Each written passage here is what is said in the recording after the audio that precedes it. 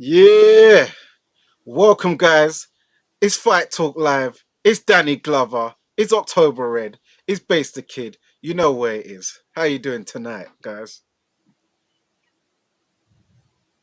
All the better for seeing you. I don't know why bass is on mute though. No, no, I was making sure I didn't interrupt anything. All good. We're all here. Maestro, not sure where he's at the moment. Hopefully, he will jump in shortly. He might be doing a little bit of filming and some coaching and whatnot. Apologies, run a little bit late, ladies and gentlemen. We just figured out that there was an easier way to do it than running it through a different studio, but that's a whole nother drama, which we'll save for another time. But how is everyone? Yeah, man. All's well. All's good. I just got back. About several hours ago from Ipswich. I was up there for the TM14 Nelson's Nielsen boxing. Boxing Day. Okay, how Um, did that go? I was watching part of it on YouTube. I need to go back and check it for the Alicia Tierney fight. Yeah, it was on Fight Zone, weren't it? So yeah, it was a good show. Had some good prospects. Few people who are fighting for titles on the next show next month at the O2 Indigo, like Daniel Francis fighting for the Southern area. You've got P.A. Gordon. He's fighting for the English title next. And then obviously you saw Katie. She just won the Commonwealth Silver title last night as well. So yeah, they're putting on some good shows and some good prospects on there. Good stuff. And what about you, Red? How are you? All right, kind of similar to Danny, just coming back from Manchester after last night's show, which I'm sure that we'll go into. But I do need to apologise. The technical difficulties with Fight Fan Live is my fault. We are rectifying it, but I got to put my hands up. I kind of messed up that there. But thank you for joining us to all the listeners. We are going to be putting out some direct content from Fight Fan. We're going to have a TikTok account, an Instagram account, a Fight Talk. Twitter account. Fight Talk, sorry. Fight Talk. That's why I messed it up. Thank you for the plug, though. Yeah, you know what? It is what it is. We plug each other in a nice way. Pause. No diddy. Buddy. Anyway, yeah, we're going to get back on it. But yeah, thank you very much for all of you joining in with us this evening. A good night in Manchester, though. I will say, Big Frank put on a wicked show. Everything, I wasn't bored once. It was brilliant. An absolute fantastic night. Do you know what you say that right? And that sounds great, but from everything that I see online, everyone is saying that actually no, that was one of the worst shows he's put on in a long time. Serious. Yeah, that's what I'm seeing Yeah, online. that's So what I've seen You online as you well. know what? It's mad when you're there. It must be completely different when you're there because I had no complaints. I wasn't bored watching the fights there. Um, but I guess it looks different when you're at home. I No, do don't you know know. what it is? There's a mixture of things. One, because the Abdullah was it Masood? Yeah, I They thought thought he he won. got they thought he got robbed. Then I thought he won 100%. obviously Zach Parker. We'll get onto that. And then Okay, yeah, I missed that fight. yeah, I'm sure I know why. I was round the back. Oh, Yeah, I know. let's not do that. Let's not do that. Let's not. I know, in a Let's, clandestine location, but you know what? Let's not. let's not. Yeah. Let's keep it clean. Yes. uh, hold on, let me make sure that people aren't looking at that. So that's deleted. How do you join the live? You join the live in the chat. Is that DB? Is that DB1? You join it in the chat. We're not inviting anyone at the moment, so you have to listen to us rattle on to each other. Hopefully, that'll be entertaining enough for you. But it is. If it isn't, we have an open door policy. You can come and go as you please. Well, good Right. evening to you, DB.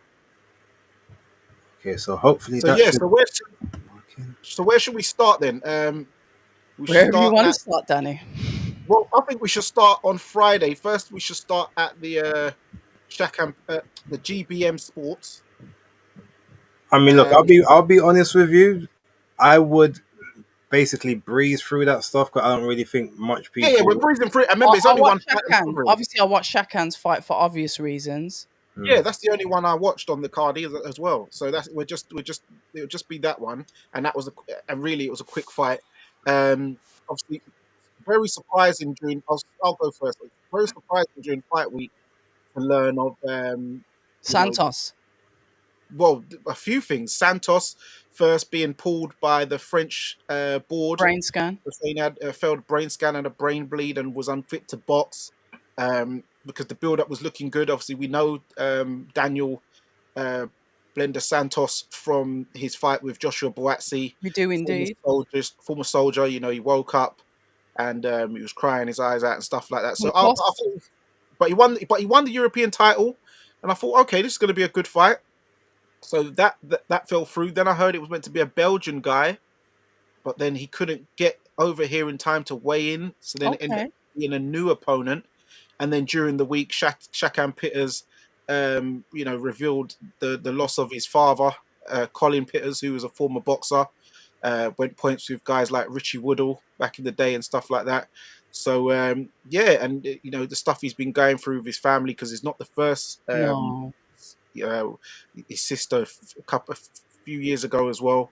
And I was surprised how he held it together. He didn't, very, very tough fight week, but he thanked his family and his team for helping him and covering him and stuff like that whilst he was training for the fight. And whilst he was in there, I could feel the pain Yeah, man. because Yeah. I haven't seen him throw punches like that before. You could He's feel very aggressive. he wanted to when probably you went in the gym and he was someone teeing off on the bag, really like just vicious, just wanted to let the pain out, and that's what that opponent sustained, and hence he got him out of there in 2 rounds. The guy had only been stopped once in about 30 fights, and yeah, I think if it was Dos Santos in there, I think Shakan would have took him out as well. Maybe not as quick, but I could see he was really on a mission because he spoke with his father that he was gonna, win that European title and bring it to him. And his dad said, "Yep." He showed him how to throw his first jab. So all those memories. He's a man on a mission. So I know he's gonna fight for it next.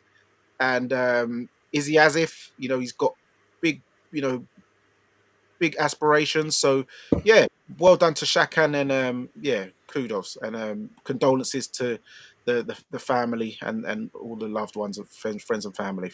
Yeah, I will concur with that about Shakan because obviously I popped into his gym a couple of weeks ago and spoke with him, and obviously there was stuff going on in the background that I wasn't aware of, but he spoke about his father quite a lot because his father was a boxer. He was speaking about his dad getting them all up in the morning before school to go running.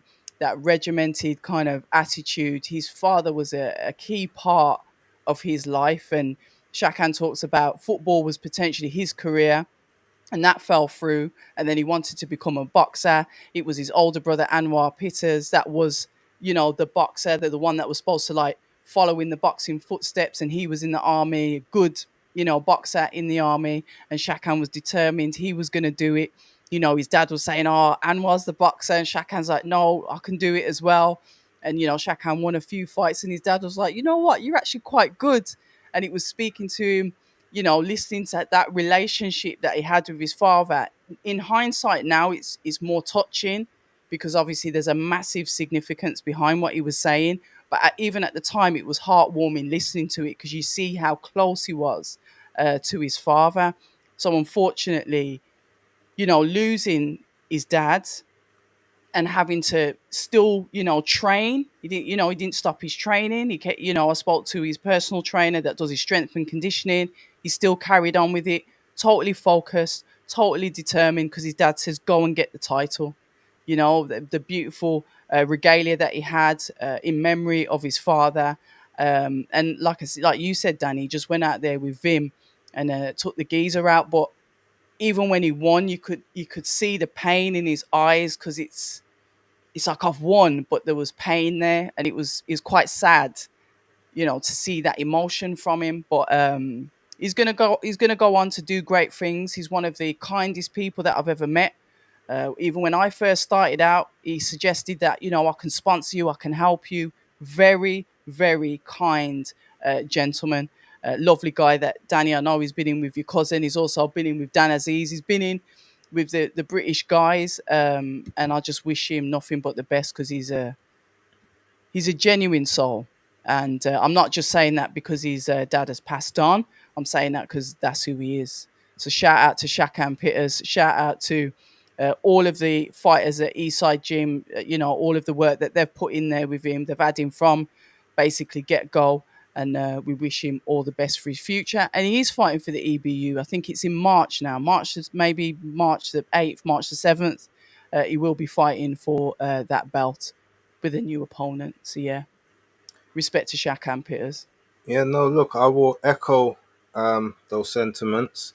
Um, Obviously, the fight yesterday, on Friday, was what it was. We can't really look too much into that last minute opponent. So went from a 12 rounder to a 6 rounder. But yeah, he done his thing. Very sort of composed throughout all the interviews afterwards. I guess he Mm, didn't really let the overall emotions get to him. He, as you guys said, did look like he was punching harder than he usually does. So maybe that might be because he knew the person in front of him wasn't really about it in that sense. Maybe it was just a case of, you know what, this is what I have to do yeah, to basically start to, to dominate and win these fights. But look, it was a good performance from him for as little as it lasted. We go again in March or April, whenever that's going to take place. He can sort of stay in the gym, stay on weight. Doing a second weight cut shouldn't be too difficult for him. Also, I guess just a quick what's up to Shaquille Thompson as well, who main evented the card in the end against David Benitez, I think his name was. Won that fight in 4 rounds. Nothing major to talk about, but yeah, just want to highlight and give him his little bit of props on that GBM card as well. Yeah, I yeah. did see that fight as well. Yeah, good finish by Shaquille Thompson. I saw. Yeah, I did see that as well. That one. Okay, go for it, Danny. Let's take it away to where you want to go next. Yeah, well, let's start with the. We'll go with the Manchester card. The well, yeah. Let's start with the main event. Okay. I think that's what the people want to hear about. Um, so yeah, Derek Chisora versus Otto Wallin from Sweden. Derek Chisora's 49th fight. Um, Seemed very emotional on his entrance. So yeah, base. What did you think of the fight, and how close was it to your prediction? Because I know you do the basis picks. Oh no, the prediction was spot on. I said Derek Chisora unanimous decision. Um, I said like basically the whole first half of the fight would kind of be him Oh wow, you called pretty it. much dominating, and Valine would be sort of, he'd maybe be hoping it'll go past sort of the first 5 or 6, then try to take over, or when Derek sort of starts to gas out a little bit, which is exactly what happened. But what I actually thought it was a 10 rounder because that's what it was being Same. billed as previously, and then I think immediately when it became a quote unquote an eliminator Yeah. for the IBF, it got changed to a 12. And I heard Derek saying that he wasn't happy about that initially. And the fact that he didn't want, I think he says, if you in these eliminators, then you got to wait around for stuff. But probably he said, okay, I'll do it just for the simple fact that, because he's technically with Frank, if it comes down to it, I'm sure he could get Dubois to take a little bit of a, quote unquote, a voluntary after the Parker fight, especially if the Bacoli fight doesn't take place till May. So Turkey has the abilities to make fights before that fight even happens. Therefore, the IBF can't call the mandatory. That's why it took so long for them to do that fight in the first place. Anyway, that aside, Mm. talking about the fight itself, um, look, the fight was engaging, but unfortunately, to me, it was engaging for all the wrong reasons. Like from the round one, Derek Chisora, he looked horrible. He looked like he was in pain. Every step he was taking, it looked like he was having to like will himself just to move forward. Like the way he normally does the cross guard and the hunker down and the dip underneath, everything just looked slow and awkward and not like the Chisora I even saw in the Joyce fight, for instance. Like the Joyce fight, he looked a lot more fluid than that. Um, but he was winning. He was winning the rounds. He was obviously doing more than Valin. Valin just wasn't doing anything, especially early, tucking Mm. up, not even really trying to push the jab out and maybe try to deter Chisora. He's just trying to feint with it, trying to then moving back, getting pushed on the ropes. There was a lot of leaning, a lot of holding. It didn't really pick up and catch fire, quote unquote, until about round 4, round 5, and that's where it almost kind of seemed like the old bones and the old joints of Chisora started to actually like lubricate and get into a bit more gear. He started to look a bit more intentful and forceful in his movement, but then all the movement just started to look like he had no equilibrium. It just looked like he was constantly off balance again, still Spot on. stumbling forward. It was just very clunky, and then that's where Valin sort of started to come into the fight. For me, I had him winning rounds 5 and 6. Then Chisora kind of came back in round 7, um, and I think then Valin maybe had a good. I think he had a good. 3 No, rounds. Chisora was round 7. Valin, I think, had a decent. He was okay in 8, and he was winning. I think he was winning 7 or 8 until he got knocked down. Then it swung back to Chisora. Valin had a good 10 and 11, and then obviously he was started well in the 12th, but then knocked down again in the 12th and sort of took it away from him. So it was a case where he just wasn't doing enough with the lead hand to try and deter Chisora. Um, but it played out whereas I thought Chisora would be front heavy in terms of the fight, and then start to kind of sort of more sit on the ropes towards the back, try to catch you Yeah. with singles, looping, similar to like he did with the Joe Joyce fight. Win the earlier rounds and then sort of coast in the later ones, and then try to look for the Swing big it hit out. to take him out. Mm. And that's kind of how I saw the fight ultimately. The first, not the first knockdown, the second knockdown, I do feel a little bit sorry for Valin, despite how like awful his performance and lackluster it was, and the fact he'll probably never get another proper opportunity now after putting in such a stinker. But that second knockdown was unfortunate because when you look at it, you see obviously he rides a couple of the shots, but then when he dips down, he does get punched on the back of the head. It's not to the side; it's right in the where the spine meets the skull, is basically where Chisora kind of caught him, a glancing shot, and ultimately that's what took his legs away, and that's how he ended up getting dropped for that second one. But it wouldn't really have made much difference. Like Chisora, all he had to do was not get knocked out to win the fight in that last round, and he did what he needed to do. I scored it 116, 110, same as one of the Okay. judges, and I was closer to him and the other one than the 114, 112 judge. I'm sure people spoke about that. I did look at that and I said, if you're looking at it, there was a round where I was gonna give to Valin, but I ended up just shading it over to Chisora. So that could technically have been that fifth round. Um, and then I don't know where you find the sixth one from, but it wasn't as awful a scorecard as people have. It was a bad scorecard because I don't trust it, but it wasn't as bad as people have made out compared to some of the other egregious scorecards we've seen in the sport. True. But yeah, that's all my thoughts of the fight. I was all for, and technically, if he wants to do it, I'm happy for him to do the 50. But after what I saw last night and just how much he regressed, even since the Joyce fight, I don't know. I think 50 is now a bit of it's a bit of a problem, especially with the choices that he put up in the ring after the fight. But yeah, It's funny that you say that though, Base, because in the post fight press conference, he said he had his ears went from I think round number 1 or round number 2. So you're spot on there. You said his equilibrium was off, his balance was off. He said from I think it was round 1 or round 2 in the post fight press conference, he says that Wallin popped his ears. So you're spot on with that. Like to say, he was absolutely all over the place. I'm just looking at some of the comments. Where it what the first knockdown was so strange because Wallin obviously just went backwards and literally fell over himself. But when you like freeze frame it, and somebody put it up on X, it looks like he's just like sat in the air with his legs up. It's absolute. It was a crazy fight.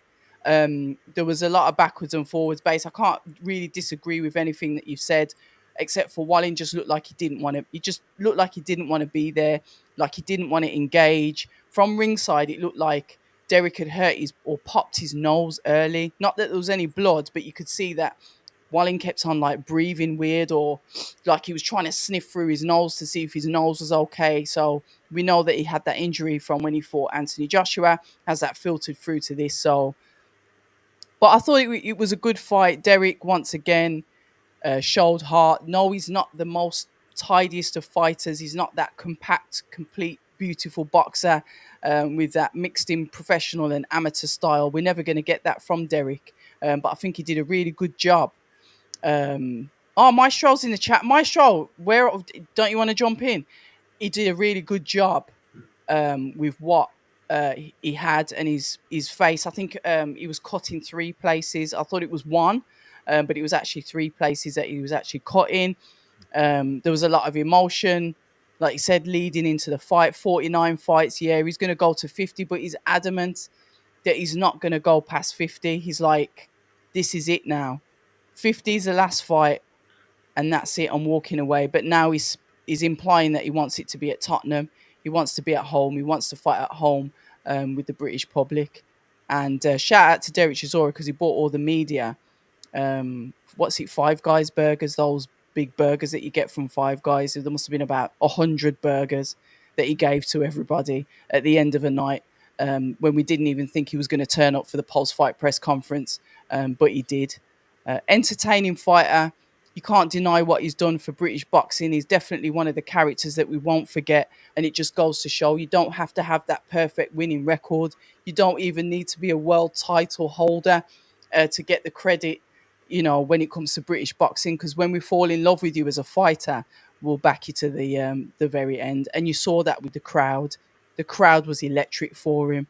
And Derek gets the fans like that. So, yeah, I enjoyed it.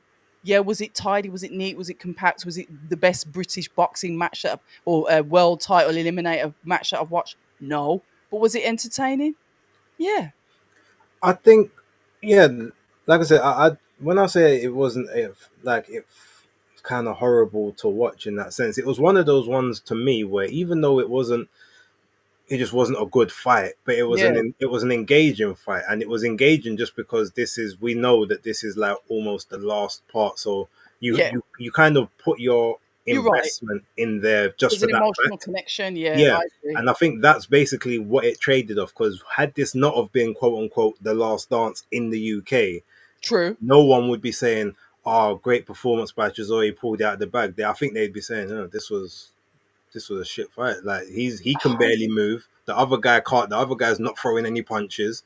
They're just falling into each other. And then the only thing, if those 2 knockdowns didn't happen, I think the fight gets looked at a lot differently, personally. You know what? You know what's mad though, Base? Because I think maybe if I was watching it at home, I might have said more or less or similar to what you have said. But there's something about watching the fights live. And I say this for somebody that's been sat doing watch-alongs and then all of a sudden pop back up at the fights. When you go there live, it's totally different because there's a whole vibe. It's like you're sitting there with the audience and everyone that's screaming and cheering, and that kind of changes your mindset.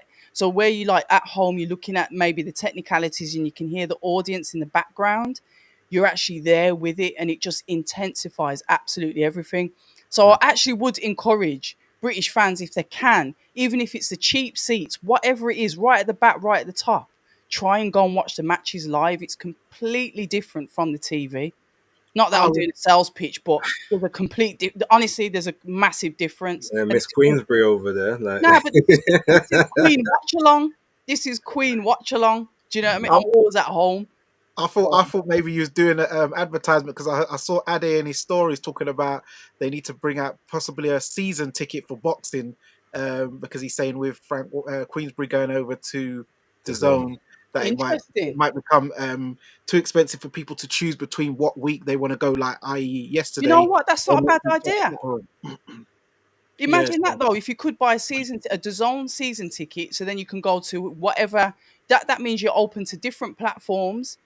You might even be in America with Golden Boy, and there's a fight on. Oh yeah, do you want it? We've got a season ticket. Let's. But that's not a. Listen, yeah, Monte I'm not. I Carlo. don't work for DAZN, but that ain't a bad idea. Yeah, yeah.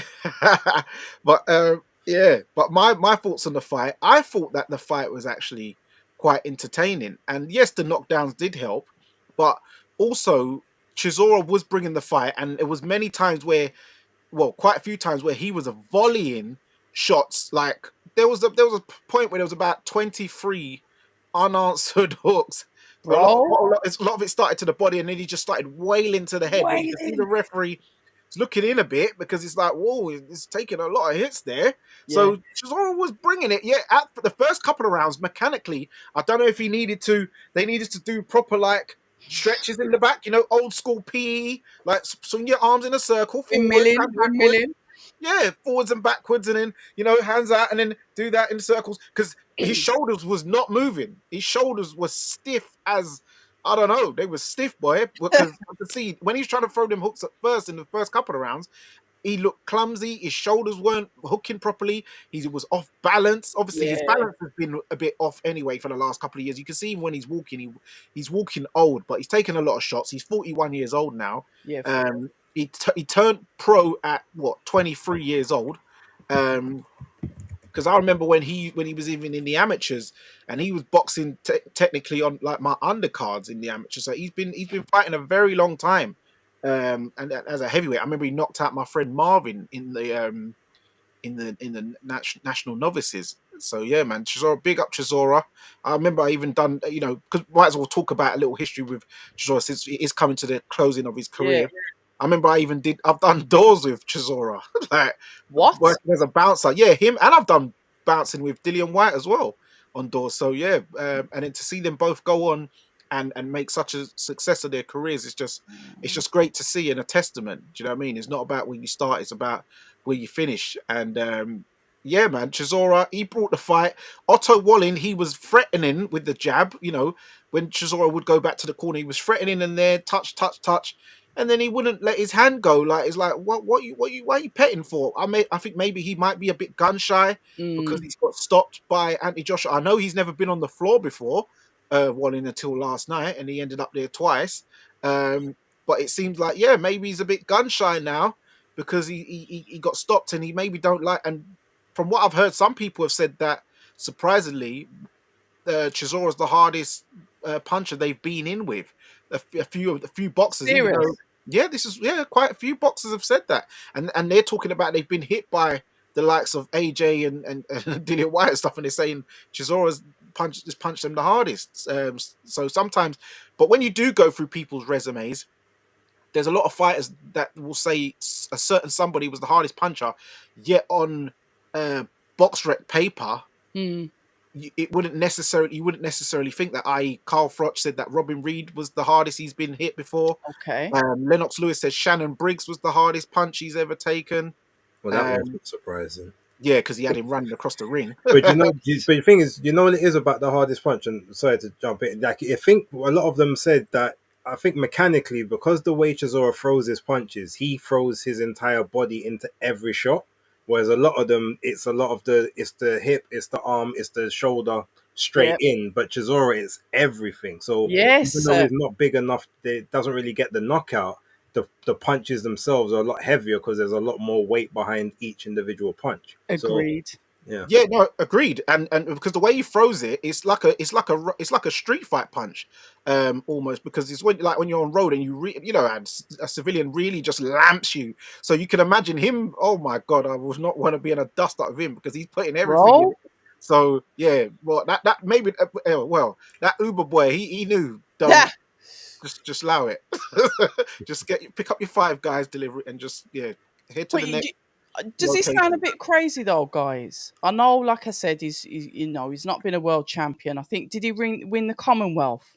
He won the European. Okay. He won the European once. He did get that, and he won the British. Would they even consider him as part of potential like a Hall of Fame, or is there a certain standard for that? And I know you guys would probably laugh me into the mud. No. but Um, he has done a lot for British boxing. he has, but he wouldn't get into an international Hall of Fame because Right. he Okay. hasn't done enough from an accolades or I Okay. think maybe a cultural standpoint in that sense. However, Yeah, He'd get into the British Boxing Hall of Fame for if sure. there was one, yeah. Yeah, okay. because someone like even Harold Graham, who didn't win a world title, Mm. Yeah. who they say is the best boxer to never win a world title, and he came close until he met the Hawk. Well, the Hawk just iced him once. He I was so remember ahead that on the card, fight. and Remember the Hawk with one eye as well. That's what makes yeah, it with crazy. one eye, the one-eyed Hawk. Um, I love getting licked him. educated by you guys. Yeah, what's it? Julian Jackson Jackson. licked him with the hook, and he was out before he hit the floor, boy. Man, he's got that plantation power from Oh my days. You had St. to put it Thomas in the in. Virgin Islands, man. But yeah, no, big up to Chisora. I Yeah, thought the big him up, fight was good. yes. I thought the fight was decent. What But yeah, about MBE or something like that? Do you think he should be put forward for something like that? Because he's like, well, make he Britain wants great again. to get political Probably, now. I don't think they would because Serious. he's got too much in his past. He's got a That bit is, of vim yeah, behind. like they like people that act and are all kind of prim and proper. He's very much not like that, and he says a lot of things that aren't in keeping with the embassy as such. So yeah, I don't know if he would get that accolade. Yeah, Mm, he's been to law school before a couple of times, and okay. also when you're shouting on TV, I will physically bun you. Hmm. Um, that's not really going to get Hey, you it's an accolade. emotion. Yeah, I But you know, know but what? He is a really. I know people don't get to see this side of him, and I was a bit skeptical of him because obviously you see him and he's quite an aggy character, and he can flip as he does.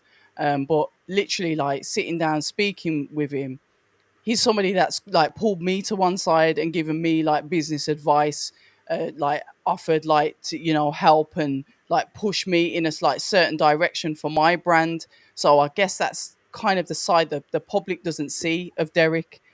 We just kind of see this wild side, but underneath all of that is somebody that genuinely like wants to help, and I can say the same for Dillian White, but I'm sure we're going to get on to Well, discuss him do you later. know what? I think technically people are seeing that side of Derek now because he's Okay. been in his last few, especially in the last couple of fights, he's been talking specifically about people should be sharing the wealth or sharing the All knowledge right then. or not, Yeah, well there you trying to go. hog everything for themselves. And you can hear him in the interviews. He drops these little nuggets in between the Facts. obsceneries and Yeah, stuff. So I facts. think like Facts. if you're searching for it, you find everything that you've just spoken about. yeah, Yeah. even a few years ago when he was telling a big news outlet, media outlet, you share the pie, Said the stop hogging name, the man. pie. Oh, I remember IFL. that. Stop Shout hog out up to Coogan everything. from IFL. He said, "Stop being so greedy and start sharing out the pie." I remember Sharing that. out the pie, and Yeah, I yeah, remember. Derek, he's given. I mean, Derek, he's given me some advice, and he's a cool guy, man. Obviously, he has his good days and his bad days, but don't we all? I hope he Um, gets some accolades for the stuff that he has done for British boxing. Whether yeah, you agree with him, whether you like him, I understand that there's plenty of people that don't. However, he has been a character for the sport. yeah, and big up my boy Leon Williams, who was part of his training team as well, helping him with his strength and Was he? conditioning. Yeah, yeah, As yeah, yeah. in Vidal Riley's Leon Williams? No, Was no, it? no, no. Oh, Leon Solid Williams, former British cruiserweight champion. oh, and he had Ross Amber on that cut as well, and he was spot on with that cut because I was extremely worried about it. The one that was bleeding profusely to start, but he had Yes. Ross Amber in the cut. He looked solid cutsman. Yeah, good cutsman, and also what I would say about Joey Gamach, you could see him in the corner around the 11th round. Oh yeah, screaming. He was trying to G him up, but you could hear he'd given up. He was like, "Come on, man, just you can knock him out." Like he's trying to G him up. He's like, "This is what he's." But he's like, "I can't feel it because I know you'd give. I know he's given up." And it was sad to see. And then also the broadcast team, they need to stop with this. "Oh, I'm sorry for the language, mate. It's Oh, eleven is that thirty what you at did? You night." tweet that? Did you tweet something about Yes, that about the language? yes. I said, "Why are you saying it's 11:30 p.m. at night? It's way It's past boxing. watershed. It's Kids boxing. should be in bed. Were you apologizing for language at 11:30 at night? Stop it, man. No, you know Stop what? The it." thing you say about Joey Marsh, and I didn't hear it because I wasn't obviously I didn't have Obviously, the yeah, sound on. I I didn't hear it was either. yeah.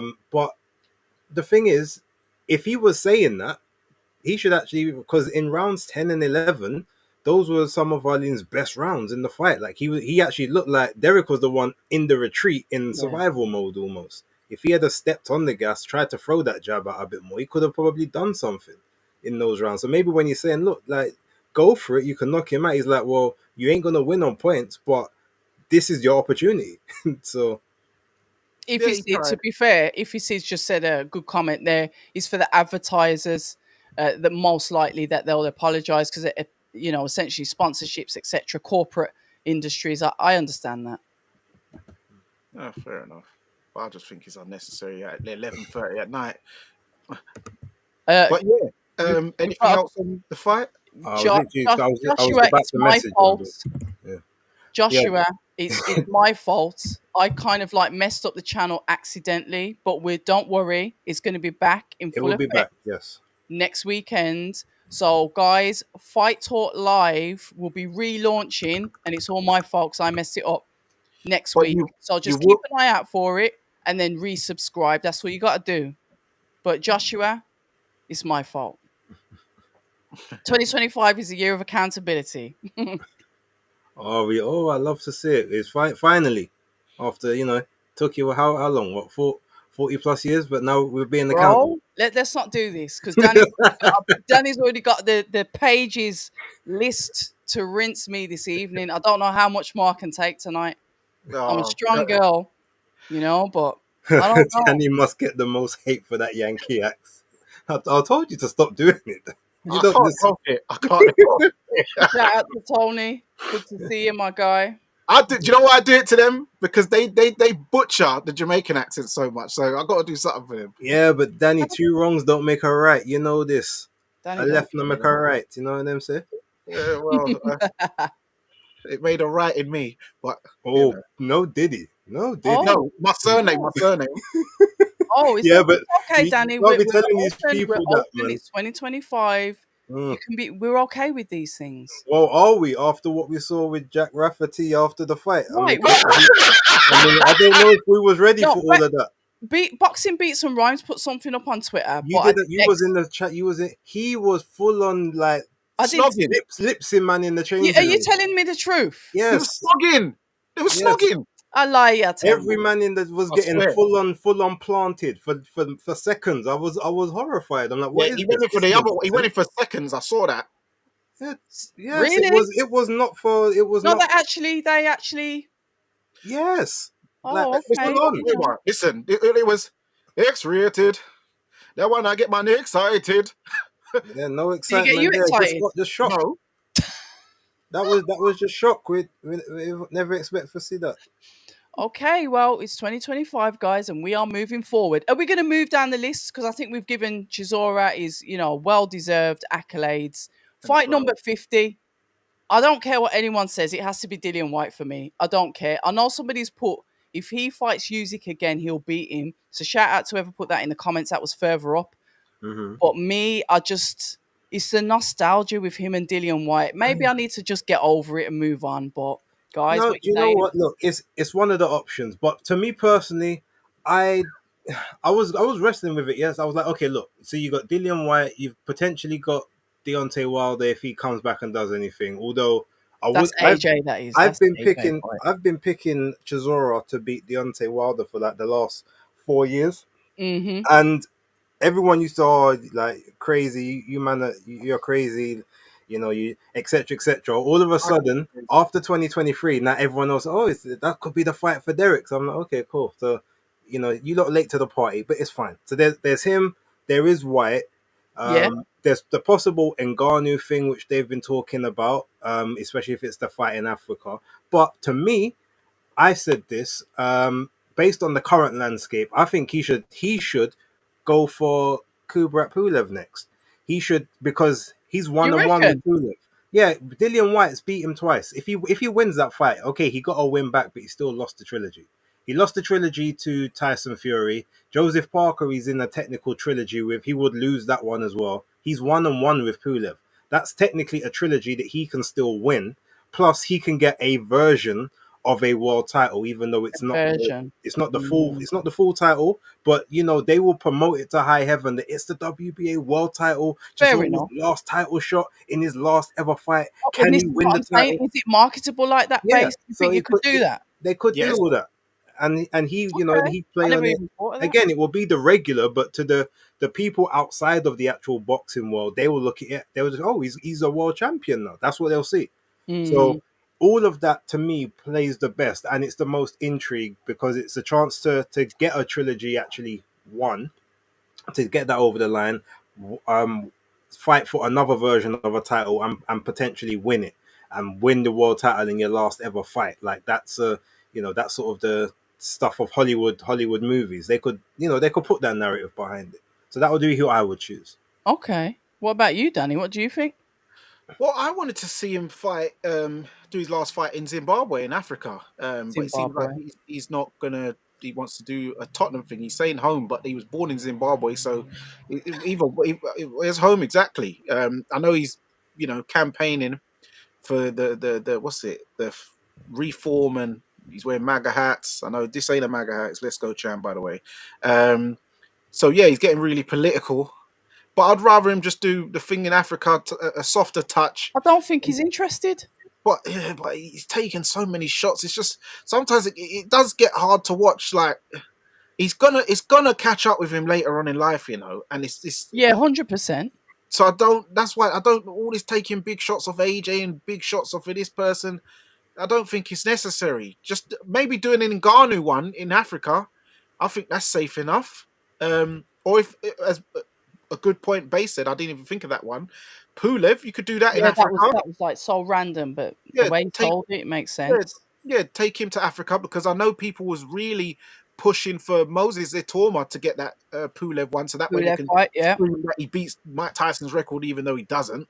So yeah, I know they'll pump this WBA. Well, you know how they get behind it. They'll really pump it.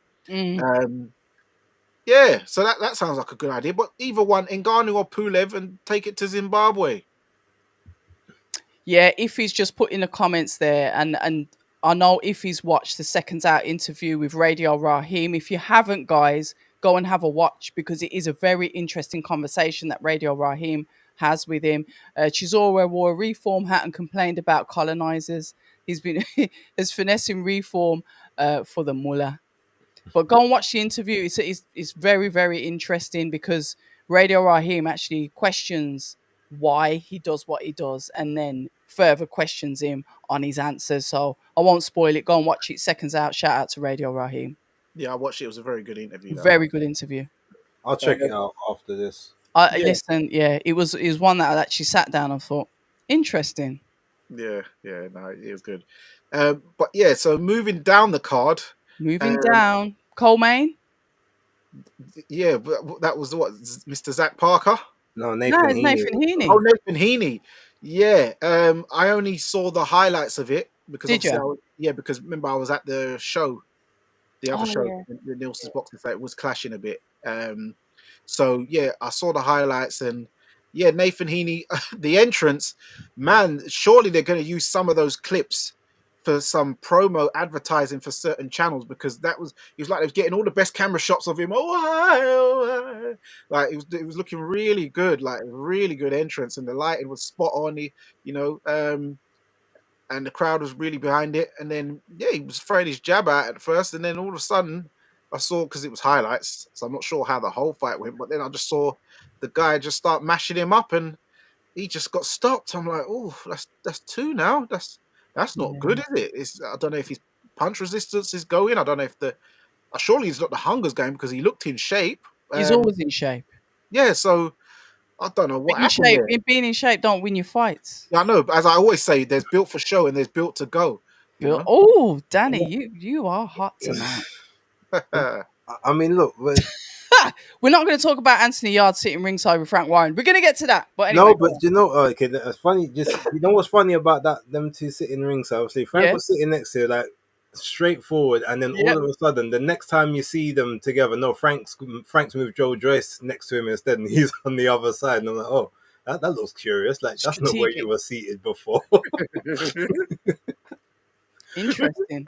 But no, look, he need. I mean, look. To be fair, let's maybe look at it for where it actually is.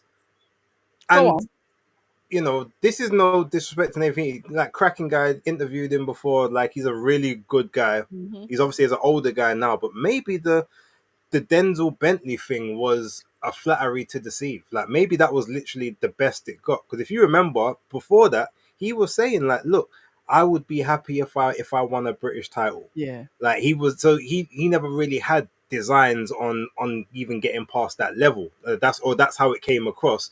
As soon as he won that fight, that's when he started talking about I want to try and get So for the European, and I think like I belong at this level, etc. But maybe that was just the outlier in a career that is basically domestic level, fringe British level slash British, and sort of that's where he's at, and that's the level. And now being 35, still making middleweight, who knows what that actually takes out of him, because he's a guy that's always in shape, so it's not like he's got a lot of fat to have to cut. true. So maybe just that's one thing taking its toll. He's never been a big puncher, Mm. so he hasn't really got that in the locker whereby, okay, if something's going wrong, I can turn it around, which means I've always got to be perfect for 12 rounds to get the victory. And maybe it's just a case of right now people are just a lot willing to gamble a lot more, especially after the Brad Paul's the first fight and the rematch. Um, Maybe this is the time where you just say, all right, you know what? I achieved what I wanted to achieve in the game. I've had some good paydays in the last couple. Obviously where I'm from, house prices ain't that expensive. I can flip this money into something else. I can put it into construction. Maybe he doesn't need to That's get a back in the ring. typical Londoner answer. That is, the house prices. No, but then I You, thought you that was a London thing Northerners, there. That was a London you thing. live in cheap houses. You don't pay I expensive. never said cheap. I said they're cheaper than that. So they put it this way. Everywhere's cheaper than London. Exactly, but them paychecks, them last couple that he got, there would at least have been a couple 100,000, yeah, in the last Mm. the last two at least, right? Okay. Yeah, You would say that Stoke-on-Trent is absolute cheap. minimum is about 150K. You I heard can you that can get. Frank's giving out big checks. Well, there you Yeah, go. So, but we're talking as a bare minimum that you can't tell me you can't put down two deposit on two house and flip that and make a big. True. You know what I'm saying? So that's where my yeah, thing is. He looks like the kind of guy that he doesn't look like a flashy guy. He looks like the kind of guy who knows how to make his money last. So I would Yeah. assume he's put something into investments or he's doing something. Maybe boxing now. Maybe you have one last one for for like the final bag. If you win that, okay, great. If you lose that, all right, your time's done or whatever.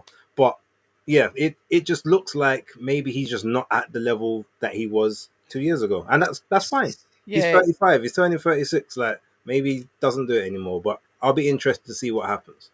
And it just goes to show that sometimes it's just on the night. Denzel Bentley was going through a lot of, and I keep going back to this fight, but we know what Denzel Bentley's capable of. We know who he is, what type of fighter he is. And he was going through a lot at the time of that fight. And he just didn't want to pull out because he's not the guy that's going to pull out of a fight. But then the consequence of that is, like you said, the rise and then the fall of Nathan Heaney, because it's like, do you then think you're a lot better than you are because of the fight that you win, and then it almost sets you up for a downfall. But yeah, Christopher Anthony, are these are snobby Londoners in the comments? The snobby Southerners. I need the Northerners. Where are the Northerners? Where are the Midlanders and the Northerners? I need you to shout up, please. wait, it's Shout up in the 150k chat. 150k in Stoke-on-Trent. 150k In is not buying you Stoke-on-Trent. nothing. In Stoke-on-Trent. I don't know how far is that from Birmingham. That's I Oh, know that's fine. 150k that's is near that Sunderland. ain't buying you nothing nice in Brum. I'll It's tell near you that. Sunderland. Yeah, it's near Sunderland. That's getting you something. That's getting you a Yeah, profit. no, but 100. Come on, Red. 150K, like Yeah. for a deposit wise, that's you're talking at least a 3 bed house. Oh, 150. deposit, yeah. Yeah, but they never said buy it outright. Oh, I was about I to said say put deposit on it 150k is and then flip it. Now you, getting you a What? flat in a dungeon. Well, now not you, in Birmingham. now you in Stoke-on-Trent you can get a 2 bed house full price for about 200. Definitely. Yeah, you see. So So we're not being, we're not disrespecting the ends. We're just saying Oh, for you that know what? money, It's all right. I make get it it, stretch. Southerners. I get it. You're the capital. You've got separate entities within the city. You know, I get it. I get the elitism. I get it. We're not elite. We're struggling down here. Oh, You yeah, guys you're have got it struggling. good. Yeah, yeah. You get London waiting, don't you? What London waiting don't do nothing. exactly. That's Yeah, peanut. at least you get it. That's Look, peanut. take that London waiting off and give me Birmingham prices. I'll be happy. Listen, yeah, I don't know where Nathan Heaney goes next. I felt a bit bad for him. I mean, I saw the opponent's girlfriend literally run towards the ring when obviously he got the W, and the tears were streaming down her face. You know, the happiness. Obviously, you know, check's going to be in the bank. Opportunities are probably going to come for this, but the emotion that his girlfriend, the opponent's girlfriend, expressed through his win, that was nice to see because that's a different side. Yeah. I'm not sure where his opponent was from. That's what I was going to ask you. Where's he Is from? he Brazilian? Sofiane Carty. No, he's I think he's French. Yeah, Sofiane Carty. He's French. Okay, he might be like Algerian French then, or something. okay. But the happiness, the delight, you know, from like his missus was like, yeah, that was nice to see. I saw the other side of it because I was in the away corner. Yeah. Okay, yeah, man. I mean, look, Uh, yeah, with regards to that, outside of obviously the whole fight, like, the way you said that you saw the highlights, Danny, is pretty much the way the fight took place. Like first round, first two rounds, like Heaney was doing very well behind the jab. He was trying to be a bit more forceful with the backhand as well. But Mm. you could see in Carty's face that he just wasn't really, like, nothing really bothered him. And then Yeah, it's he didn't. Yeah, and yeah. then it became a point where he started looking and saying, "All right, you're throwing these shots, like, fine, I don't want to get hit, but I'm okay with this. But all right, let's see what you do when I try and time you."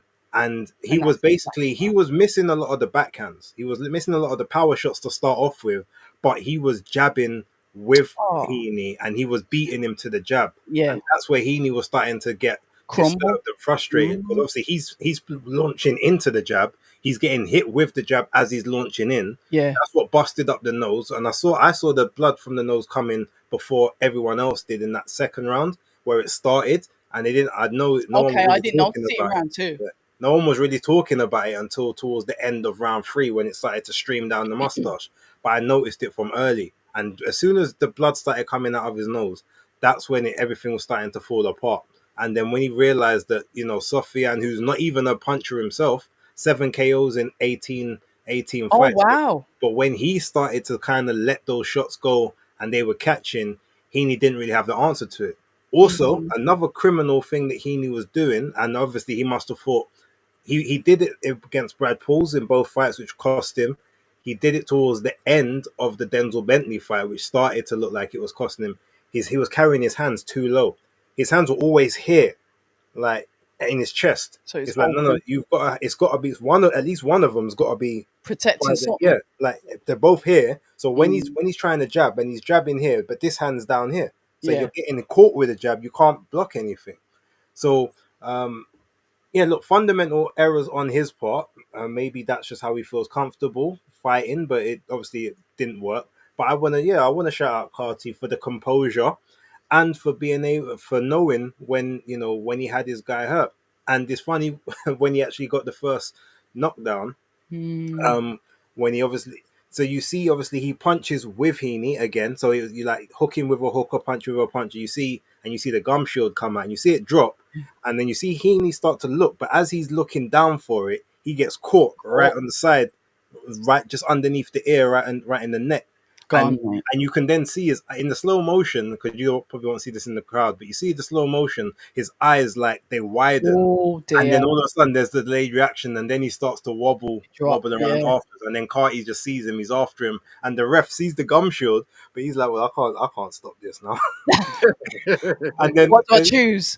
yeah, but then the funny thing is, it's like he catches a couple thumps, but then Carty is actually falling in and smothering himself. But then he actually like knocks into Heaney and bumps him over. But it's like you can't, it was still, even though he pushed him down, the punches beforehand were reeling him anyway, so it had to be a knockdown. And it's Yeah. only lucky, obviously, he got the gum shield afterwards. His corner took they took as much time as they could trying to wash Well, that gum shield, make sure there's no grip, tactics. no nothing else. Yeah, but it didn't help. But yeah, by Because there any was too means much time necessary, left in I the round. guess. Didn't help. Mm. So, but that was fun. It was a fun ending to the fight. Yeah, yeah. So moving on down. What was the one after before that? That was that. Jack Rafferty and Reese McMillan was the one before that. That was Oh, good. That was kind of open and shut though for me. Yeah, I didn't see that one. So yeah. yeah. Basically, if I can summarize it so that we don't spend too much time because we got some juicy across the pond stuff to talk about. It was basically a fight where McMillan sort of had decent fundamentals, but he just didn't have anything to deter Rafferty from imposing his will. He would make some good combinations, good flurries, but he was always fighting against the tide, and he had no real way to affect the fight. So when it got to like round 5 and 6, and he's 6 rounds down, and like now the punches are starting to take more of their toll, and his punches aren't generating any response back or any sort of any reaction. It was just one way. Probably the corner should have pulled him out at the end of the 6th round. Instead, they let him go out for the 7th, but he ended up, taking a battering in the 7th, and they threw in the towel anyway. So it was one of those ones. He acquitted himself while he tried, but he knew basically. I think he knew after the 2nd round that there's not really anything I can do to turn this fight around. Yeah, look, Christopher Anthony's put something good in the chat there. Even though you're a southerner, stock up southerner. Good evening, Christopher. Jack Rafferty looks quite good. I'm not going to lie. It's the first time I've seen him. Too much gas on Azim and Dalton Smith. Interesting. I mean, look, there were some things that I saw in the fight, and again, this might be maybe just because he didn't respect his opponent. You never know, but he did have tendencies. He was getting caught with shots that I wouldn't expect him to get caught with based on the amount of pro fights he's had. But that also being said, I haven't seen the quality of all the fights. I've only seen about 2 or 3 of his fights. Yeah, But same.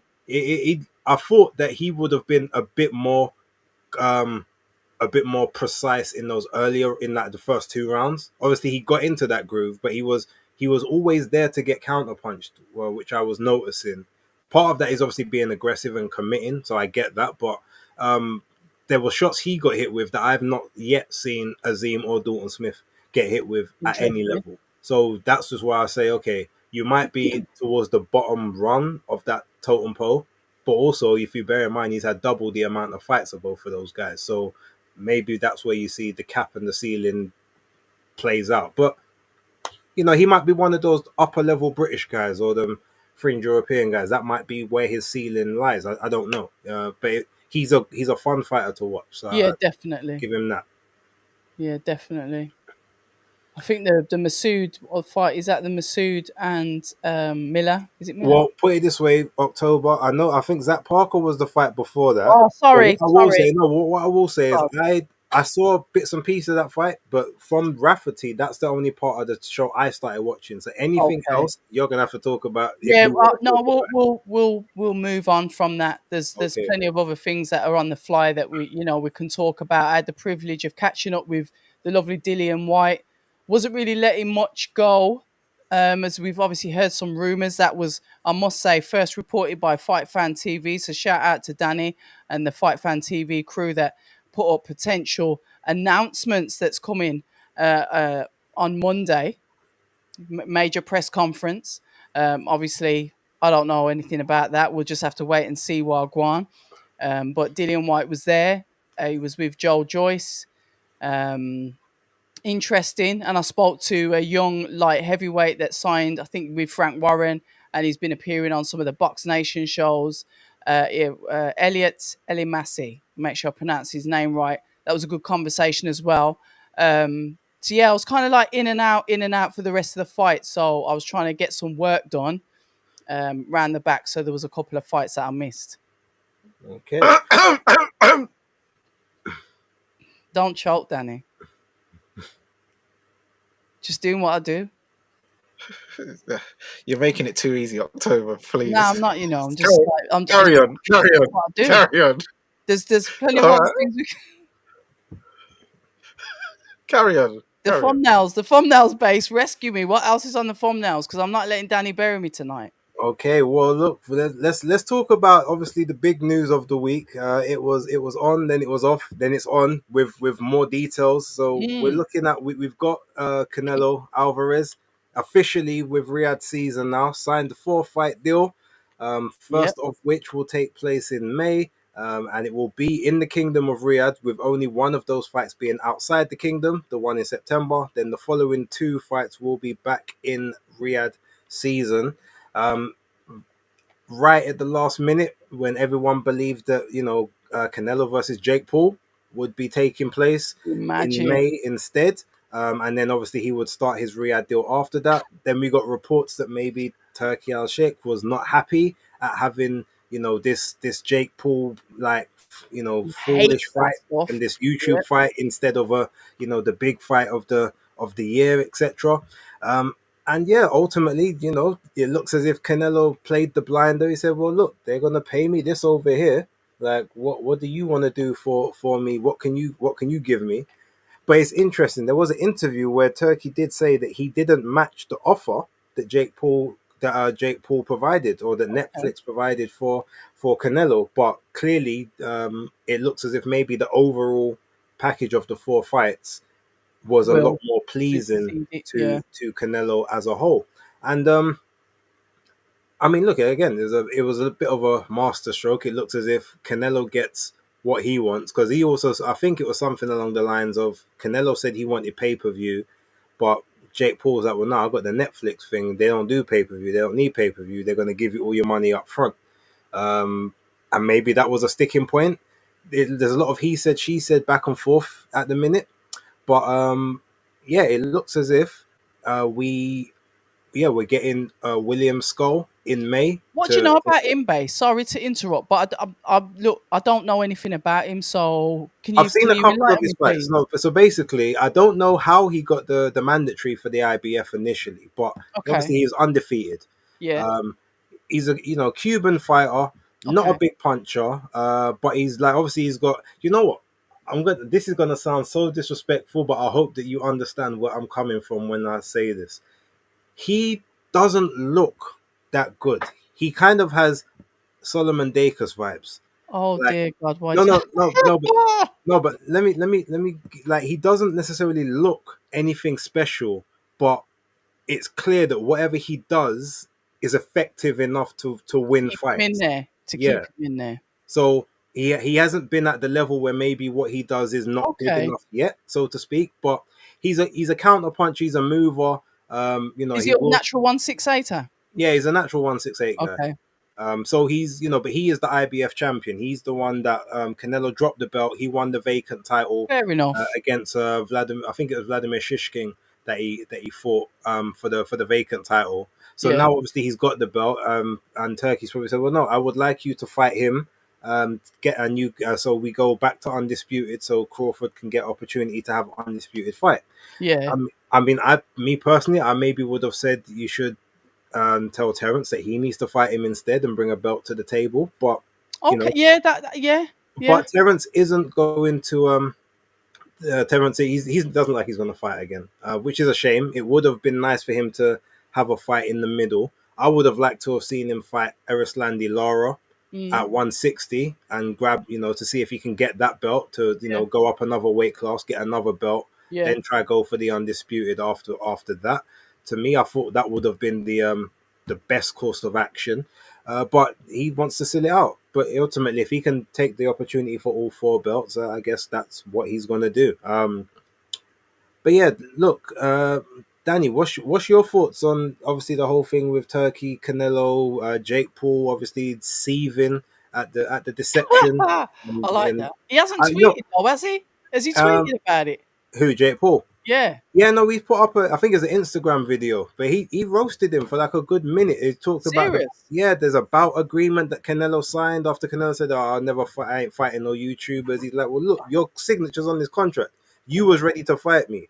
But he called him a mercenary, which is funny because I called him a mercenary in one of my other videos. I said, in the best possible way, he's literally just a mercenary for hire at this point in his stage. Yeah. Who's paying me the most money? Who's paying me the Yeah, most? let's Yeah. get it. and I can't. I'm not hating on it, but it's just the Jake Paul video was funny, and he said, "Oh, get that herpes sorted on your lip as well." You Jesus punta. Lord. I was Yeah, yeah. And he Seriously, zoomed in. And he zoomed in. He oh, zoomed in, come and then he on, goes. man. He was calling him a punta.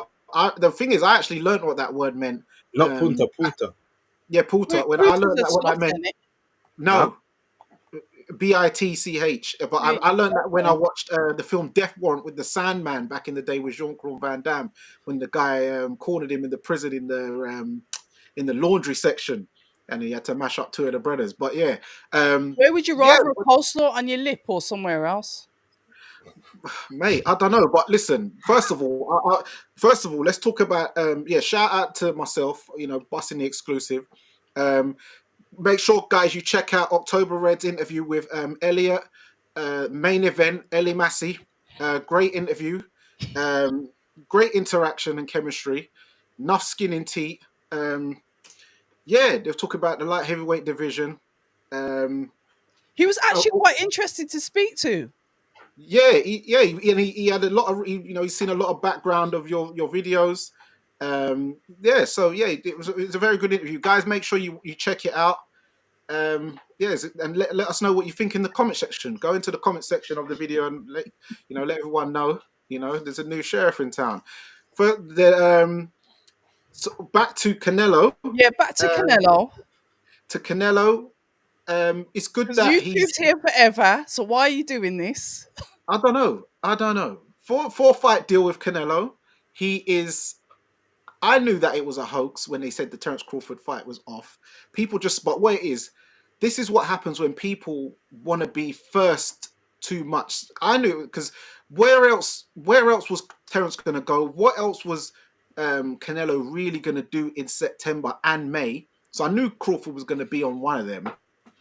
Obviously, I didn't know William Skull was going to be in it, but hey, it is what it is. And William Skull, yeah, he's not aerodynamic. I wouldn't say he's like. So I know what you mean, based when you're saying Solomon Dakers vibes, but he is a lot. But he is a lot better fighter though than Solomon Dakers. Yeah, I'm not saying he's on the he's a Man, better level, you but he like they're just burying the he brother. He's catching no shots. no, but it's just Catching no, I just strays. mean it. He He's doesn't he non-aggressive, doesn't look like he non-aggressive. does that much well, but what he does, you can kind of see. You can't really see why it works, but Could you find a clearly it works for non-Birmingham him. fighter that you could like associate?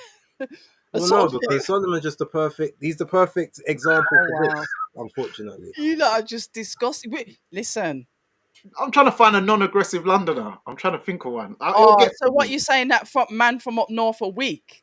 No, I'm not saying that. I'm not saying that at all. Yeah, I didn't say that at all. No, I didn't say You're that at all. interpreting that. Because there's man up That's north that maybe definitely. something that you got to discuss with your Nah. therapist. I don't think But so. but, but Lyndon Arthur's non-aggressive too. So I don't know. Maybe I don't know. Yo, stop this rubbish, man. I don't know. But there is guys up north who are about it, like Pat Right, Barrett. right. Do you know who might be? So you know who might be a Go on, then. slightly a lesser comparison in terms of weight. Sorry, Go Danny. on. Oh shit, what's his name? He was at the GBM show. The former 168. He's gone to 175 now. Got knocked out against Steve Woodall. Oh, Lerone Richards. LaRon Richards, yeah. Oh, He, LeRon. Yeah. Oh, That's yeah, yeah, yeah, yeah. yeah. Hot cross LaRon, him and buns, brother. LaRon could be very similar in the way like they And don't. and to be fair, that makes sense because them two have been compared to each other as well. So take LeRon Richards there. Let my man catch some strays. Okay, yeah. So LaRon is there, the 168 version of or the 175 version of William Skull. We'll keep Dacus out of that for now. But yeah, that's a comparison. He doesn't look the greatest, but whatever he does seems to work well. Sorry, Danny, go for it. Yeah. So the 4-fight deal next year. I know people are talking about maybe the last fight being David Benavidez. I don't know. I don't think that will probably happen because David will fight a couple of fights and then he will never be able to make 168 again. Ever. Nah. So that would be gone if it wasn't done this. If it's not done this year, is toast. And I think Benavidez has got his sights set on being a 175 champion. Better be Yeah. with or whatever. So yeah, just that talk's scrap now. So you won't Base really it, hear. haven't it? He's going to cruiserweight. I'm telling you, he's not sticking around at 175. We'll see. We'll see. Let's just wait and see. All right. With Jake Don't bust Paul, it. I know Jake Oh Paul my is. God, Maestro's here. Hold on, where is he? Let's get him in. Yeah, I know that Jake Paul's fuming Good evening. He was calling, he's calling him names. Then he did the next video where he was doing this kind of salsa cha-cha dance. See, I didn't see none of this. He did the cha-cha well though. He did the cha-cha moves well. I'll give him that. But hey, I did want to see Canelo ice him, but then on another part, you don't really want to give this guy too much shine with the theatrics. So I can see that Turkey's trying to, cut him out and like, yeah, let's keep Don't you think it's interesting how he eventually gets to everyone though? It's like if I see His Excellency standing next to Javante Davis, it's all over. Because it's like he just gets to everybody. So if I see Javante Davis there, I know that's it. He can get to anyone. Yeah, that's the last piece. So absolutely. Yeah. So yeah, that's my take on it. Maestro, talk to us, man. Talk to us about Canelo, Turkey, Jake Paul. I actually wanted to know from the panel, should Skepta have spit some bars last night for Derek Chisora? Derek wouldn't have paid him. Yeah, I thought he was put on the spot a little bit on that. When I called Danny after the fight, it is maybe JME or Chip might have spit some bars for him. Oh yeah, Chip would have spit some bars. Chip would have definitely spit bars. And I saw him in the ring afterwards too. So I don't know why. It was a nice. Obviously, the problem is Derek's got a reputation for quote unquote not paying people when he's supposed to. Like, in terms of he makes the bets in it, and then you've had Simon Jordan said he ain't paid him for like the last 2 years or something. So maybe they're like, well, where's the money? I don't want a Five Guys burger. I want to, Yeah, ringside tickets aren't exactly, enough for Skepta. I was telling Danny last night he probably charges about $100,000, just to show up. So, yeah, I thought it was a great night for Derek Chisora. I thought it was a great night for John Oliver. I mentioned that on my channel earlier, and all of the amateur coaches that go unheralded and don't always get the respect, to give him that moment in the ring. You could tell it meant a lot to him, and it must mean a lot to his family, his grandkids, and also for all of the people that grind away in the ABCs, introducing the kids to the sweet science. They don't go, they don't get their credit a lot of the time. So it's very nice to see Derek Chisora do that. Now, as for the Jake Paul situation, that's what you're asking about, right? I'm not as harsh and as critical about Jake Paul as some of the others. I mean, he's still got the tag of a YouTube boxer or of a Disney Channel kid. I don't think that's ever going to go, But you know what, though? He's not. I think he's definitely above the level of what's that league called? No, I agree. But the tag's there, Misfits. Yeah, he's above that level. At the end of the day, he fought Tommy Fury, real fighter, right? He fought Andre August, real fighter. I'm not saying they're great fighters, but they're real fighters. And he fought this guy, Ryan Borland, also a real fighter. So that's 3 legit, real professional fights. Now it's mixed in there with almost 60-year-old Mike Tyson and an almost 50-year-old Anderley Silva and a bunch of other MMA guys, but he's at least a 3-0. No, not 3-0. What would that be? It would be 2-1. 2-1 in actual pro fight, sanctioned fights with legit boxers. Now, is that enough of a resume to earn him a shot at Canelo? Obviously not, but what he was bringing to the table was money, Netflix, you know what I mean? A lot of fan interest. And as much as we'd love to see Canelo against Beterbiev, Canelo against David Benavidez, Canelo against Bivol maybe in a rematch, none of those fights are as big as Canelo versus Jake Paul. Numbers wise, market value, and this is what I'm saying. Market value, yeah. That's just what it is. But I think Turkey made a great point. Turkey Al Sheikh, that is. This fight will always be there for Canelo. This fight isn't going away. It may not be as lucrative if he takes a few more losses, but it's not going away. So there's no reason to do it now. And what they've done to position him against William Skull, the undefeated Cuban IBF super middleweight champion of the world. I know Danny's going to have his views on him and him being a Cuban fighter, and all of the, We've covered this. the Yeah. stereotypes of Cubans that Danny seems to like Oh, to what about refer to. quitters? It's very unfortunate for somebody of Caribbean origin like Danny to be saying so many Are you saying that he's got a unfortunately crafty negative viral statements mentality? about his brethrens from the Caribbean, from the Caribbean. But it is what it is. Danny has issues with Cuban fighters. No, I don't. One of my favorite fighters was Guillermo Rigondeaux. Okay, very good. Rigondeaux. I like that. I like that. He paints everyone with the Robesi Ramirez brush. Although and Rigondeaux. Although what happened to Robesi Ramirez happened to our boy Daniel Dubois, the Deptford daddy, right? The eye socket went and he made a wise decision, right? I'll never begrudge somebody for making that wise decision. And Cuba has the highest educational standards in the entire region, so they're smart from that island. So education and intelligence is not the same thing. Can't begrudge. It's the jewel of El Caribe. It's the jewel. It's got the greatest universities, the best doctors, obviously the best leaders. That's not even in question. So, and it also has the best fighters from the region too. So, bringing it back to William Skull, you rolled your eyes there. Do you have a problem with Stevenson and Savon and some of the legends there, Danny?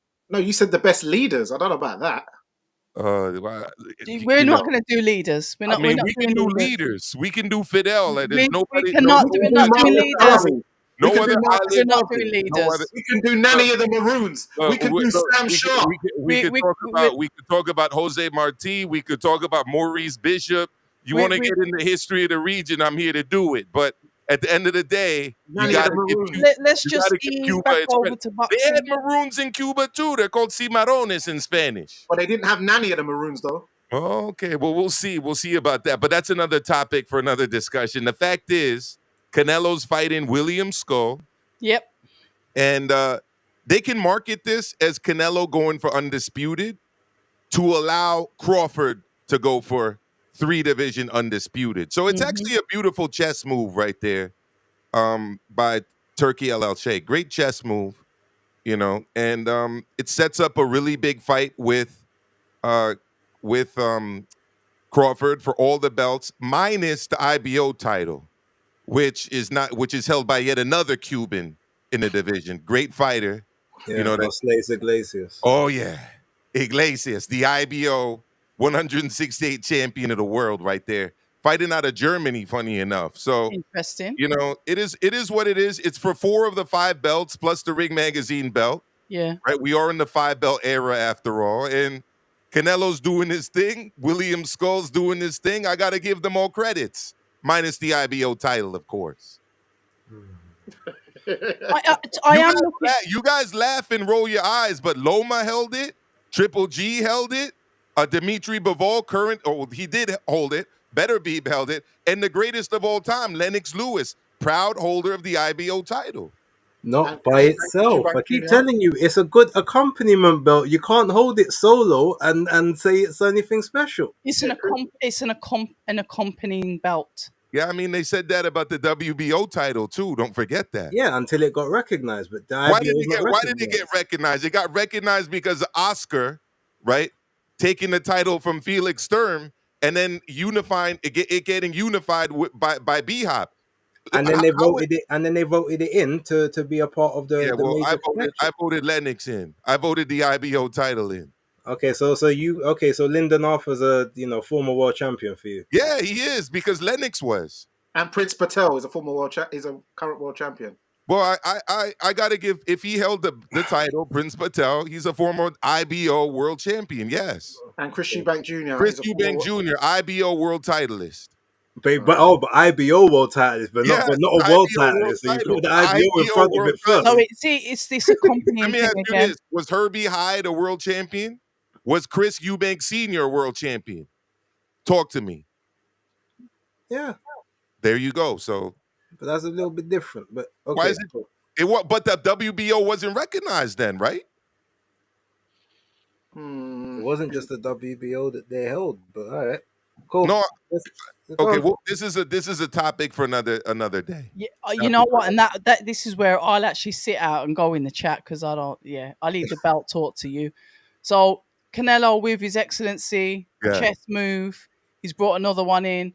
I want to know what you think. I was saying if he gets Gervonta Davis on board, then I'd say that's game, set, and match. If you can get Gervonta Davis on side, then it's curtains for everyone. I don't see that happening, to be I honest. didn't see Canelo coming either. Yeah, but Canelo does take on much stiffer opposition, even lately. But throughout his career, I mean, the dude has challenged himself. I mean, Gervonta Tank Davis is about to fight Lamont Roach. His last fight was Frank Martin. Yeah. The fight before that was Duarte. yeah. I mean, he fought Ryan Garcia, who's not held a world championship, and he needed a catch weight and a rehydration clause and a spy in the camp to do it. So you know, it's a. I mean, I'm not even gonna disrespect Canelo by comparing Gervonta Davis to him. When we talk, I'm not talking not about gonna the do it. caliber of the fighters, because come on, Yeah. Canelo's a 20+ year veteran in Yeah. the game itself, All-time great. and a world title, multiple world title belt holder.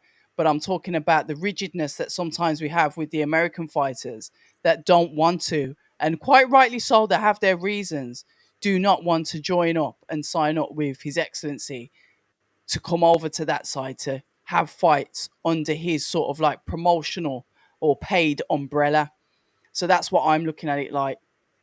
Not necessarily the caliber, but you can't deny that Gervonta Davis has got a massive name in boxing. Absolutely. He's a name, he's a brand within itself. And he showed resistance just like Canelo did. Yeah. You know, somebody pointed out that he asked for the 2 cars just to have a conversation. So I remember that. You know, and somebody else pointed out that cars are depreciating assets, which is another good point. You know, of all things that you could ask for, he probably should have asked for a condo or something. I don't know, but look, Base, what do you think? Is he going to fight in a competitive fight in Riyadh, let's say against a Shakur Stevenson? Do you see that? It's a fight that I'd want to see. What you mean if he goes to Riyadh, or Yeah. if he was to go to Riyadh, he wouldn't have any other choice. Turkey's not going to give him any Free layup rides. rights like he's been getting for PBC. So that's probably why he won't go there. I've said that all the fights that people say they want to see for Davis, he's not going to have them. He Never won't have had them. I mean, guys have left the division waiting for fights with him or having them on the die on the vine. I mean, Teofimo was in the same weight class, right? Loma's pretty much retired now. Yeah, fighting for his fellow members of the Orthodox Church that the dictator Zelensky's banning over there, right? What Devin else? Haney. Devin Haney moved up out of the division. I mean, they're all gone. That whole thing that was there, the whole new era of the four kings, right? Kings, yeah. They're all gone. And it's just Shakur, and Shakur's been calling for the fight. You know, you listen to the YouTubers and even, you know, urban radio in New York City and beyond in the East Coast, definitely. People have been asking for that fight. And his response is, who is Shakur Stevenson? What has Shakur Stevenson done? Well, by that standard, I mean, who is Lamont Roach? What has he done? Yeah. Right? Who is Hector Luis Garcia? What has he done? Who is Frank Martin? What has he done? Who is Pitbull Cruz at the time? What has he done? Like, you could go down the list. Shakur's a 3-weight world champion, formerly unified at 130, with legit wins on his record against actual world champions. I don't know what to tell you. I don't know. I don't really see it happening. Well, he's out in a bit anyway, so he's moving forward. Shakur's moving forward because obviously that's the card that we're going to be doing our live show around. Obviously the 22nd. Obviously it's a couple of weeks away. But I'm sure there's going to be plenty to discuss because that card is stacked from top to bottom. I don't know if there's any more topics that we need to cover. Did you hear about Adames not getting into Saudi? Who? Yeah. Adames. I thought that was kind of weird. Adames? So basically, just to give you a Hamza.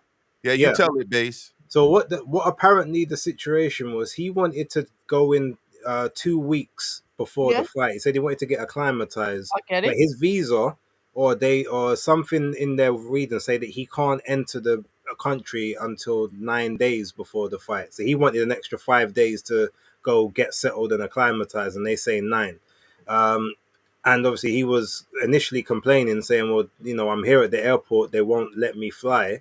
So some people are suggesting that he's already getting the excuses in case that he loses the fight. Oh, well, I wasn't able to acclimatize properly. But to be totally honest, look, some people say, look, 9 days is more than enough time. Some people say that no, he should be allowed the 2 weeks. We don't know how his body reacts to the flights and the time delays. It's about 17 hours from America to Saudi, give or take.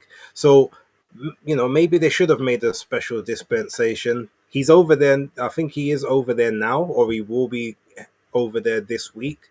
But I think obviously he wanted to go when he wanted to go. So here's the thing. I mean, if he's willing to pay for whatever the difference is between how many days they were willing for him to be in a hotel and whatever the amount of time is that he wants to be out there, I mean, why deny him entry to the country? That doesn't really make sense. Like, let him, if he's willing to pay his accommodation and cover his food expenses and just wants extra time to feel comfortable, the visa. He's the world champ.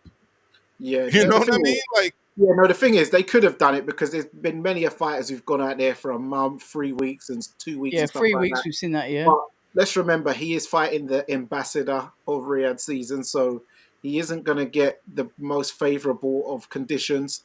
So yeah, this is just you know what? Sorry, that I don't think they don't really. Everyone, by all accounts, they don't move like that. That's something you'd expect from maybe like Russia or like Germany or something. Whoa! Russia? Oh, I'm not doing this tonight. No, if you remember come on, I'm not doing this tonight. I'm not doing. No, but I'm just saying we've heard about what happens if a person travels over to Russia or Poland or Germany or the United States. Yeah, but even the United States, Paintgate and all that sort of stuff. But even the UK actually, because they all do it. I just don't want to single out one country because they all do it. But that's why I didn't just say one country. He said 2 countries. But my point was, from what we've heard, everyone's heard of the Saudis. They don't seem to do the discrimination thing, and I think because they're still trying to build that infrastructure and that look, they don't want any negativity, so they're going to treat everyone with. I agree with as much. And they are strict with the visas because I know that because I was told if I was going to go out there, to make sure you do it way ahead of time. Be specific on the dates that you're going to be there because you could end up like hanging around in the airport and you can't get in. They are strict with the visas. I will say that you do have to cross your dot your I's and cross your T's and dot your I's. Yeah. That one. I don't know if you want to finally touch on the rumors of the potential fights that are potentially being announced. I don't know because before we do that, just let Maestro, because Maestro didn't actually give us his opinion of Chisora and Wallin, like just the fight itself. Look. It was vintage Chisora in terms of effort, but you can definitely tell that he's been in the ring for a long time. He's moving a little bit slower. The legs are moving a little bit slower. His recovery powers and his cardio output is still very impressive, especially for a 41-year-old. I forget what round was it. Guys, remind me. Was it the 7th round where he had Wallin against the ropes and was just going? Yeah. It was. Mm-hmm. Yeah, I've only seen the fight once, so I'm pretty sure it was the 7th. Yeah, it wouldn't have been more than the 8th, but I want to say 7th. He had him against the rope. He's firing right hooks, left hooks, right hooks, left hook. Overhands. He's overhands. He's doing that little stance switch where he goes from South Orthodox in the South. I like that switch. Yeah, he's got that switch, and then he was using the cross guard too. Wallin just really wasn't able to establish any kind of rhythm or get his jab going any kind of authoritative way. You'd think that there were some openings there for him to take maybe a half step back at an angle and maybe hit Chisora with a right uppercut or with a left uppercut. But I think he was so worried about getting countered from Chisora's uh, Windmills. unorthodox punches, let's put it that way, that he essentially kept his guns holstered for most of the night. This is going to sound extreme, but Danny, this is my impression after the fight. I told you when I called you. I haven't watched the fight again, but I didn't give him a round when I was watching the fight. Not Yeah, one round. I heard you say that on your show. Yeah, Punchline. yeah. That was a bit I mean, crazy. maybe I gotta go. Maybe I gotta go back and watch it. I think they generously I gave him three, but wasn't. I'm not gonna lie. I wasn't scoring the fight. I was Yeah. enjoying myself. I was there. It was all about supporting Derek Chisora. At least, I like Derek. My wife likes Derek. It was a night of enjoyment. You know what I mean? And let's just say the environment wasn't conducive to scoring a fight in Casa Maestro. So I'll have to go back and watch it under more professional circumstances. Let me put it that way. And I'll give you my opinion, but I was biased for Chisora anyways, and I was enjoying the fight, and I didn't really in the moment see anything impressive from Wallin. But I will go back and watch it. I do think though that he was leaning in with his head. And there was a moment or two where he was like trying to get in at the cut a little bit. He did that. The cut got open because of the tape. I'm just gonna say it. Those are dirty tactics, man. Yeah. Those are dirty tactics. He's been a very dirty fighter. He's a Surprisingly, dirty. I'm just gonna say boxes, he's a very dirty. Yes, he is very dirty with the forearm and the you could see the tape where he slices it across his face. You're talking about a guy. When you got a guy, and I'm just gonna finish with the point I think you were about to make, Base. When you got a guy who is more of a boxer counterpuncher, right? But yet he's leading with his head. That's not the instincts of a boxer counterpuncher. That's tactic right there. To use your head like that. Face was cut off. You know what I mean? So, and you look at Chisora's face, he had gash on above one eye, gash above the other eye. One eye he was gashed under as well. There was two under. Two under. Thank you, Base. So I wasn't a big fan of that. He said that in the post-fight presser, to be fair. He mentioned that he was leading with his head, and that's what bossed up his face. But no, I will. I say Star Fox knows what time it is, but don't highlight that comment. No, I was. No, I'm not. I gave it 116, 110. I gave Wallin 4 rounds as well. So yeah, when you go back and watch it, I think you will score a couple rounds for him. What I wanted to ask you though, do you think he would have had a little bit of a better chance or able to get more of a foothold in the fight had they have been in a normal heavyweight size ring, 20 by 20 rather than 18 by 18? Do you think that might have hampered him a bit? I think it might have hampered him a little bit, but I'm gonna rewatch it. Little less Peter Tosh. You know what I mean, and little more focus on the fight. I'm gonna give you the full technical breakdown. Next time I talk about this fight, the full technical analysis. But okay, cool. Last night I was just enjoying number 49 for Mr. Derek Chisora. I would shout out the number 13 he also had on his shorts as well. Good number that is.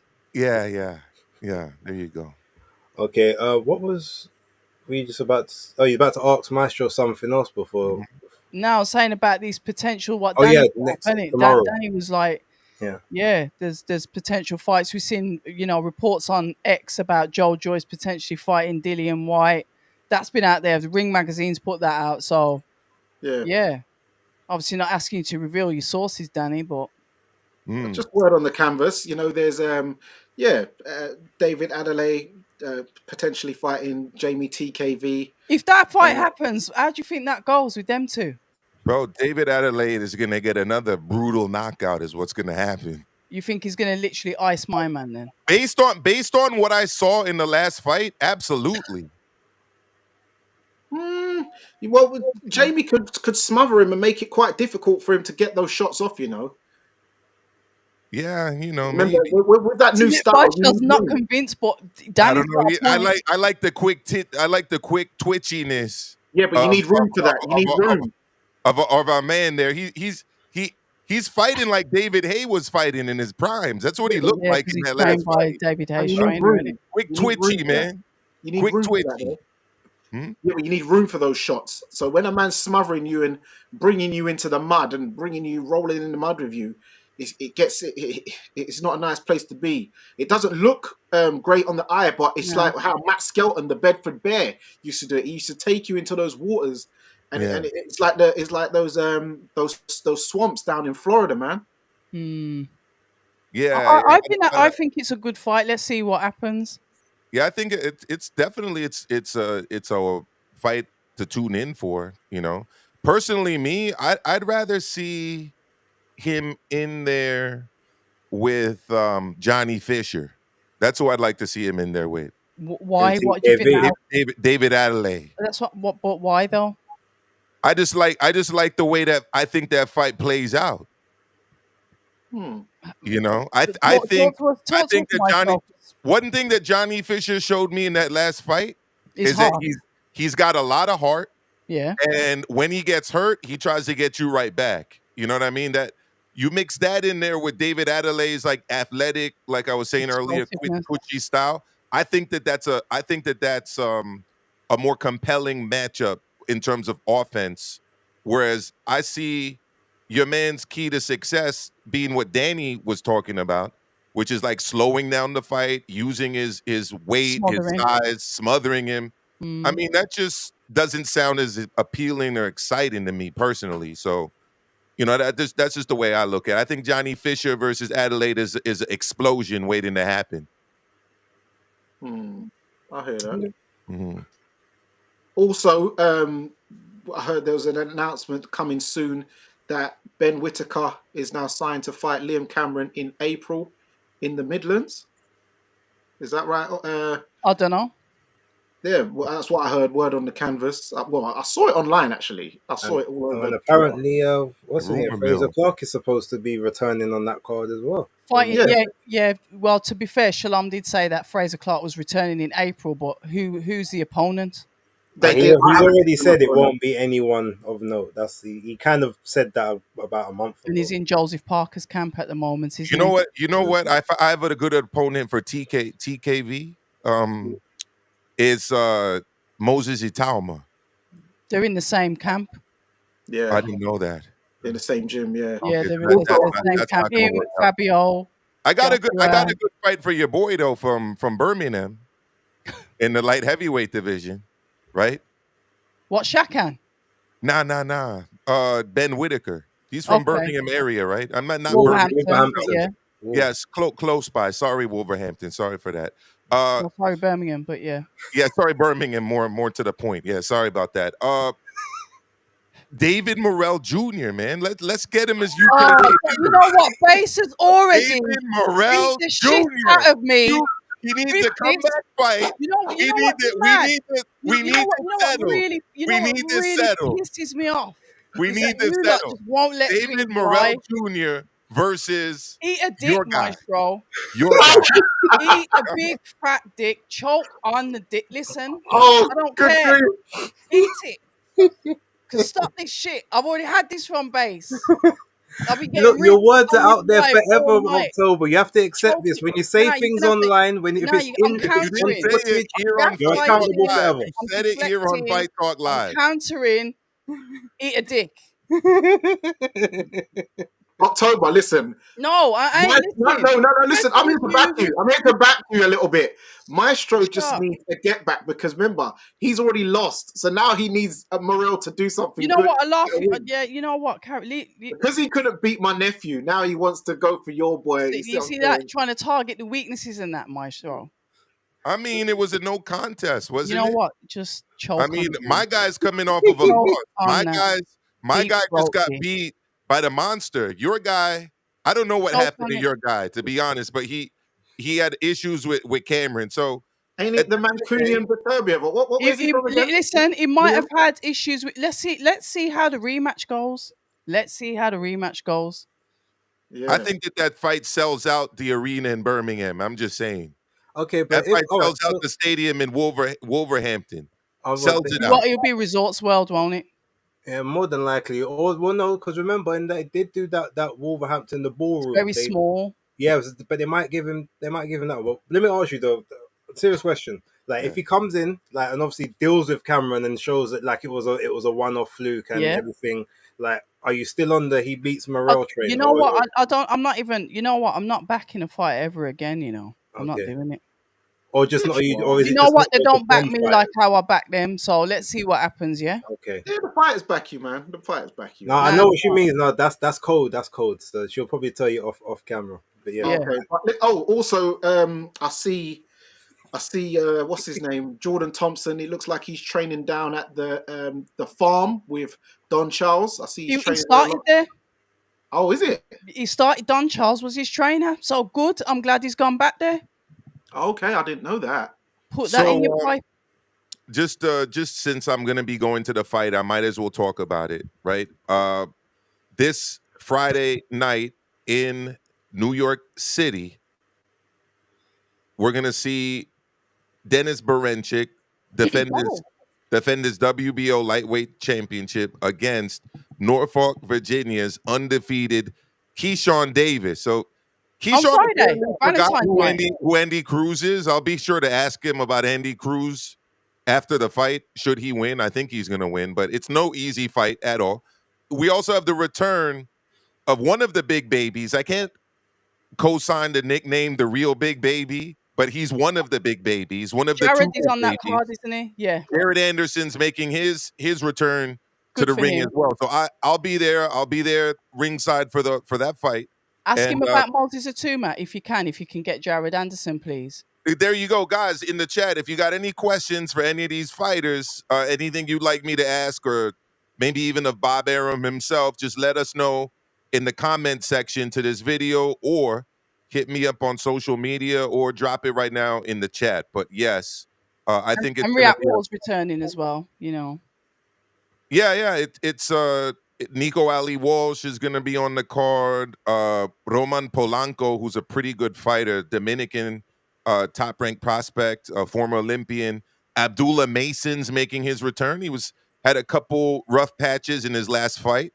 Vito he's learning. Milnecki Jr., the former PBC fighter. I think this is his second fight with top rank. And Xander Zayas, the undefeated 154-pound contender, highly ranked 154-pound fighter, a Puerto Rican top rank contender. He is going to be on the card as well. So it's a pretty good card, guys.